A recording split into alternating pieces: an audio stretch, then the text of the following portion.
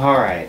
So Kent, are you aware you're being videotaped? I am aware. Okay. And this won't be used for anything besides my class. So Okay. nobody will see it but the teacher, maybe some classmates. Okay. All right. I give permission. Okay, thank you. And can you give me your full name? My full name, Kent Snurbush. Can you spell that? No. I can't. Kent, you've got Snurbush, S-C-H-N-U-R-B-U-S-C-H. B-U-S-C-H. Okay, Kent Snurbush.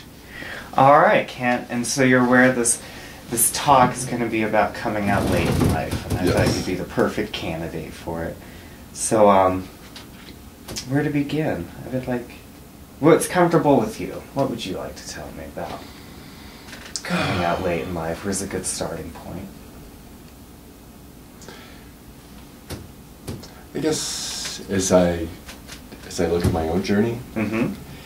and as I become increasingly more familiar with the journeys of others, Mm-hmm.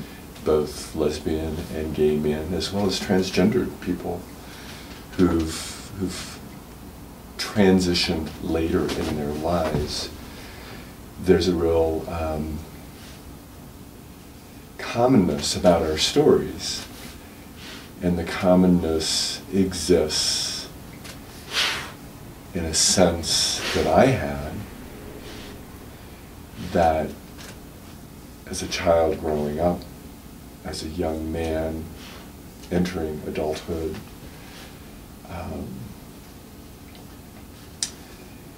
the messages of the culture at that time, recognizing I grew up in the 50s, early 60s, prior to the time of Stonewall, prior to the time of consideration for truly human rights, the civil rights movement. There was no spaciousness, seemingly, for being gay. And at that time, in my experience of the culture, if you had those tendencies, the encouragement was for you to get over it. And for you to get over it through any number of different means, either taking on religion, which I tried, even psychiatrists,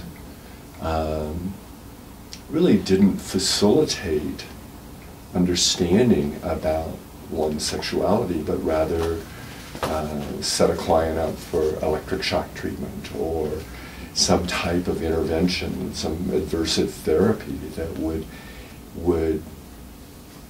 presumably change the mind of the person who was with this question about their sexual orientation. So I grew up in that.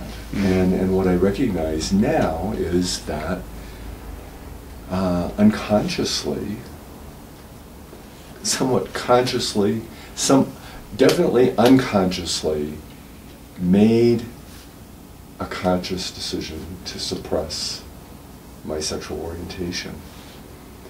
And I created for myself a closet in which I hid my orientation, my true orientation. And I took on the messages of the culture that were about, you'll get over this. And my take was that if I worked hard enough at everything else, if I was a good husband, if I was a good parent, if I was an exceptional educator, those tendencies would go away. And I really worked at it.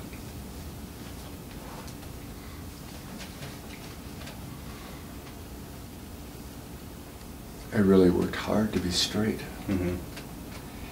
And especially in the profession I chose in education, Mm-hmm.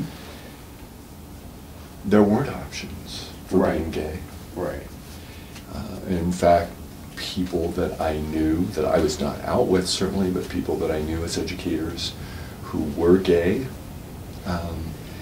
very quickly, in the particular school district that I was associated with, they exited the district. And so profession, as well as my own life choices to be married, be a father, really served to isolate me even more from my true orientation. But in the commonness of experience that I'm having with other individuals who didn't come out until, well, after midlife crisis in their 50s and 60s, it seems that for all of us, there comes this day of awakening with the self, where there's just this profound realization that I have closeted myself from the experience of my very own life. Mm-hmm. And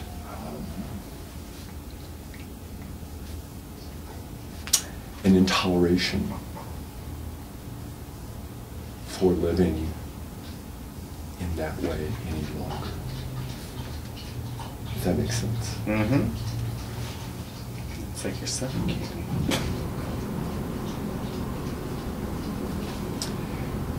And so with that realization, it wasn't like an aha, so this is what it is, been there, done that, out. But rather, that realization served as energy for beginning the work of moving from that closet. Mm-hmm. and working through all of life's trappings that were created to construct that closet.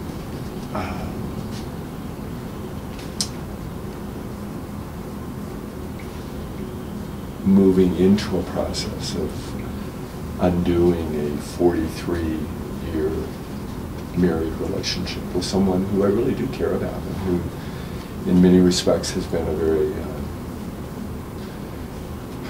certainly very significant, but also very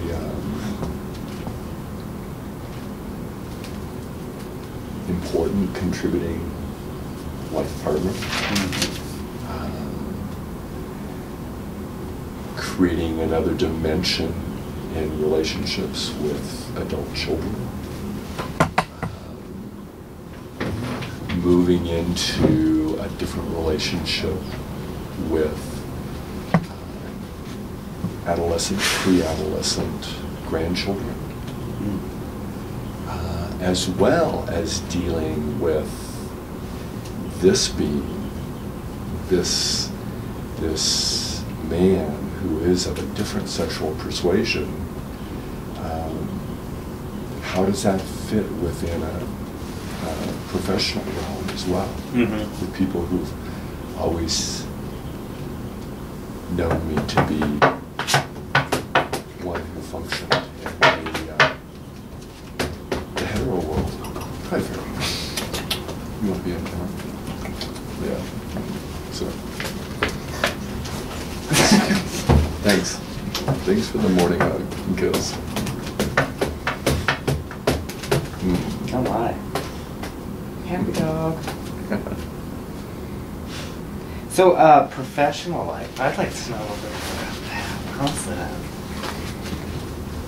You said you worked really hard at almost being perfect. Yeah, so the message for me was there was this inherent sense that there was something wrong with me, mm-hmm. being of this persuasion, and the culture seemed to reinforce that. And what I took from that was that if